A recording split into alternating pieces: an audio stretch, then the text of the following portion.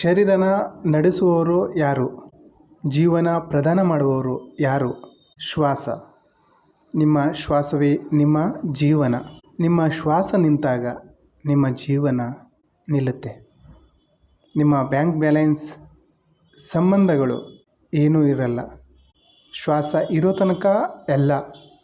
ಶ್ವಾಸ ಇಲ್ಲ ಅಂದರೆ ಏನೂ ಇಲ್ಲ. ಶ್ವಾಸಕ್ಕಿಂತ ಬೆಲೆ ಬಾಳುವ ಸಂಪತ್ತು ಇನ್ನೊಂದಿಲ್ಲ. ವಾಯುನೇ ನಮ್ಮ ಒಳಗಡೆ ಸಂದೇಶ ತಗೊಬರೋಂತಹ ಒಂದು ಎನರ್ಜಿ. ರೇಖಿ ಹೀಲರ್ಸ್ಗೂ ಇದು ಚೆನ್ನಾಗಿ ಗೊತ್ತಿದೆ. ವಾಯುನೇ ಎಲ್ಲ ಅಂತ. ವಾಯು ಇಲ್ಲ ಅಂದರೆ ರೇಖಿನೂ ಕೆಲಸ ಮಾಡಲ್ಲ. ಶ್ವಾಸ ಇನ್ಹೇಲ್ ಮಾಡಿದಾಗ ಯೂನಿವರ್ಸ್ನ ಎಲ್ಲ ಇನ್ಫಾರ್ಮೇಷನ್, ಗಂಧ, ಸುಗಂಧ, ಬ್ರಹ್ಮಾಂಡದಲ್ಲಿರುವ ಎಲ್ಲ ಶಕ್ತಿಯನ್ನು ಇನ್ಹೇಲ್ ಮಾಡ್ತೀವಿ. ಆ ವಾಯುನೇ ಒಳಗಡೆ ಚಕ್ರ ಶುದ್ಧೀಕರಣ ಮಾಡುವಂಥದ್ದು, ಒಳಗಡೆಯ ನರನಾಡಿಗಳಲ್ಲಿ ಶಕ್ತಿ ಕೊಡುವಂಥದ್ದು ಈ ಶ್ವಾಸ. ಎಲ್ಲ ಪ್ರಾಣಾಯಾಮ, ಅಲೋಮ ವಿಲೋಮ, ಕಪಾಲಭಾತಿ, ಯೋಗ ಎಲ್ಲೇ ಹೋದರೂ ಮೊದಲು ಹೇಳ್ಕೊಡೋದೆ ದೀರ್ಘವಾಗಿ ಶ್ವಾಸ ತಗೊಳ್ಳಿ ಅಂತ. ಯಾಕೆ ಹೇಳ್ತಾರೆ? ಯಾಕೆಂದರೆ ಆ ಶ್ವಾಸನೇ ಹೊರಗಡೆಯ ಎಲ್ಲ ಎನರ್ಜಿನ ಒಳಗಡೆ ತಗೊಂಡು ಬರ್ತದೆ. ಎಲ್ಲ ರೋಗ ರುಜಿನ ಟೆನ್ಷನ್ಗಳನ್ನು ಹೊರ ಕಳಿಸ್ತದೆ. ಈ ವಿಡಿಯೋ ಸೀರೀಸ್ ನೀವು ಪೂರ್ತಿಯಾಗಿ ಕಂಪ್ಲೇಂಟ್ ಮಾಡುವಷ್ಟೊತ್ತಿಗೆ ನಿಮ್ಮ ಮುಂದೆ ಯಾವುದೇ ವ್ಯಕ್ತಿ ಇರಲಿ, ಅವನು ಹೇಳಿಲ್ಲ ಅಂದ್ರೂ ಅವನ ಮನಸ್ಸಲ್ಲಿ ಏನು ನಡೀತಾ ಇದೆ ಅನ್ನೋದು ನಿಮಗೆ ಗೊತ್ತಾಗುತ್ತೆ ಅವನ ಶ್ವಾಸದ ಮೂಲಕವೇ. ಯಾಕಂದರೆ ಅವರ ಶ್ವಾಸನ ಅವರು ಬಿಟ್ಟಾಗ ನಾವು ಅದನ್ನು ಸರಿಯಾಗಿ ಗ್ರಹಿಸ್ತೀವಿ. ನಮ್ಮೊಳಗಡೆ ಇರೋ ಆತ್ಮದಿಂದ ಅದಕ್ಕೆ ಉತ್ತರನೂ ಸಿಗುತ್ತೆ, ನಾವು ಅವರಿಗೆ ರಿಟರ್ನ್ ಉತ್ತರನೂ ಕೊಡ್ತೀವಿ. ಬ್ರಹ್ಮಾಂಡದಲ್ಲೆಲ್ಲ ಏನಿದೆಯೋ ಅದೇ ನಮ್ಮ ಶರೀರದಲ್ಲಿದೆ. ಶರೀರದ ಒಳಗಡೆ ಇರುವ ಎಲ್ಲ ಇನ್ಫಾರ್ಮೇಷನ್ನ ಹೊರಗಡೆ ಕಳಿಸೋದೆ, ಹೊರಗಡೆ ಕೊಡೋದೆ ನಮ್ಮ ಶ್ವಾಸ. ಶ್ವಾಸ ಫಾಸ್ಟಾಗಿ ಬರ್ತಾಯಿದ್ರೆ ಅದು ಏನು ಸೂಚಿಸ್ತದೆ ಗೊತ್ತಾ? ನೀವು ಜೋರಾಗಿ ಓಡಿ ಬಂದಿದ್ದೀರಾ, ಅಥವಾ ಮೆಟ್ಲು ಹತ್ಕೊಂಡು ಬಂದಿದ್ದೀರಾ, ಇಲ್ಲ ಫಾಸ್ಟಾಗಿ ನಡ್ಕೊ ಬಂದಿದ್ದೀರಾ ಸೂಚಿಸ್ತದೆ.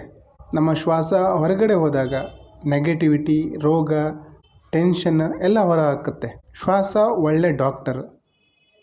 ಶ್ವಾಸಕ್ಕಿಂತ ಒಳ್ಳೆ ಡಾಕ್ಟರ್ ಇನ್ನೊಬ್ಬರಿಲ್ಲ.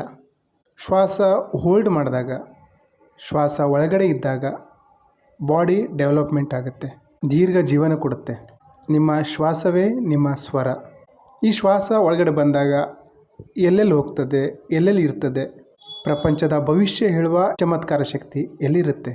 ಜಗತ್ತಿನಲ್ಲಿ ಏನಾದರೂ ನಿಮಗೆ ಶತ್ರುಗಳಿದ್ದರೆ ಆ ಶತ್ರು ನಿಮಗೆ ನೀವೇ.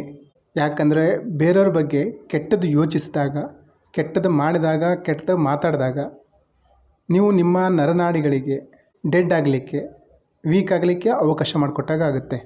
ನಾಡಿಗಳಲ್ಲಿ ಇಡ, ಪಿಂಗಳ, ಸುಷುಮ್ನ 3 ನಾಡಿಗಳು ಪ್ರಮುಖ. ಇನ್ನೂ ತುಂಬ ನಾಡಿಗಳಿದ್ದಾವೆ. ನೀವು ನೆಗೆಟಿವ್ ಯೋಚನೆ ಮಾಡಿದಾಗ, ನೆಗೆಟಿವ್ ಮಾತಾಡಿದಾಗ ನಿಮಗೆ ನೀವೇ ಅನ್ಯಾಯ ಮಾಡ್ಕೊಳ್ತಿದ್ದಾಗೆ ಆಗುತ್ತೆ. ಈ ಸ್ವರ ವಿಜ್ಞಾನ ತಿಳ್ಕೊಬೇಕಂದ್ರೆ ಒಂದು ನೀವು ಪ್ರಮಾಣ ಮಾಡ್ಕೊಳ್ಳಿ, ಇನ್ನು ಮುಂದೆ ಯಾವುದೇ ನೆಗೆಟಿವ್ ವಿಷಯ ಮಾತಾಡಲ್ಲ, ಅದಕ್ಕೆ ಅವಕಾಶ ಕೊಡಲ್ಲ, ಬೇರೆಯವ್ರ ಬಗ್ಗೆ ಕೆಟ್ಟದ್ದು ಮಾತಾಡಲ್ಲ. ನಾನೇ ಏಕೆ ನನ್ನ ಶತ್ರು ಆಗಲಿ, ನನ್ನ ನ್ಯೂರಾನ್, ನನ್ನ ಕೋಶಗಳ ಹತ್ಯೆ ನಾನೇ ಏಕೆ ಮಾಡಲಿ. ಸುಮಾರು ನಾಡಿಗಳಿದ್ದಾವೆ ನಮ್ಮ ಶರೀರದಲ್ಲಿ. ಯಾವ ರೀತಿ ಅಂದರೆ, ಈಗ ಒಂದು ಮನೆಯಲ್ಲಿ ವೈರಿಂಗ್ ಮಾಡಿದಾಗ ಎಷ್ಟೋ ವೈರ್ಗಳಿರ್ತವೆ, ಆದರೂ ಅದರಲ್ಲಿ ಮುಖ್ಯವಾಗಿ ಒಂದು ಪಾಸಿಟಿವ್, ನೆಗೆಟಿವ್, ಅರ್ಥಿಂಗ್ ಅಂತ ಇನ್ನು 3 ವೈರ್ ಹೇಳ್ತೀವಲ್ಲ, ಅದೇ ರೀತಿ 3 ಮುಖ್ಯ ನಾಡಿ: ಇಡ, ಪಿಂಗಳ, ಸುಷುಮ್ನ. ನಮ್ಮ ಮೂಲಾಧಾರ ಚಕ್ರ, ಬೆನ್ನುಮೂಳೆಯ ಕೊನೆಯ ಭಾಗದಲ್ಲಿ ಏನು ಪಾಯಿಂಟ್ ಮಾಡ್ತೀವಿ, ಅಲ್ಲಿಂದ ಸಹಸ್ರಾರ ತನಕ ನಾಡಿ ಇರ್ತದೆ.